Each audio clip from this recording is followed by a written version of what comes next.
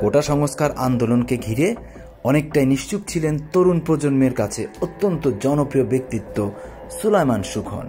তার এই নীরবতার কারণে সামাজিক যোগাযোগ মাধ্যমে তিনি এক প্রকার তুলাধনার শিকার হচ্ছেন। তাই এবার নিজের ফেসবুক পেজে দুঃখ প্রকাশ করে মেসেঞ্জারে অটো রিপ্লাই সেট করে রেখেছেন তিনি। মোটিভেশনাল স্পিকার হিসেবেই অধিক পরিচিত সুলাইমান সুখনের মোটিভেশনাল ভিডিও দেখেনি বা শোনেনি এমন খুব কম মানুষই পাওয়া যায়। তরুণদের বদৌলতে জনপ্রিয়তা পাওয়া সুখন চুপ ছিলেন তরুণদের অংশগ্রহণে হওয়া কোটা সংস্কার আন্দোলনে। তাকে নিয়ে তাই সামাজিক যোগাযোগ মাধ্যমে চলছে ব্যাপক সমালোচনা।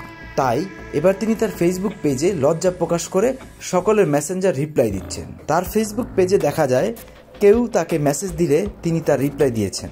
গালি প্রাপ্য, সেটা মেনে নিয়ে শুধু একটা কথাই বলবো, গত 11 জুলাই মেধার পক্ষে ভিডিও পোস্ট করার পর থেকে অনেক হুমকি আর চাপ মোকাবেলা করে নিজেকে এবং পরিবারকে সেফ করে রাখতে হয়েছে। আমি আমার জায়গা থেকে অনিয়ম নিয়ে বছরের পর বছর কথা বলার চেষ্টা করেছি, তবে ছাত্ররা যে বলিষ্ঠতার সাথে পরিবর্তন শুরু করতে পেরেছে, আমরা আগের প্রজন্ম সেটা পারিনি।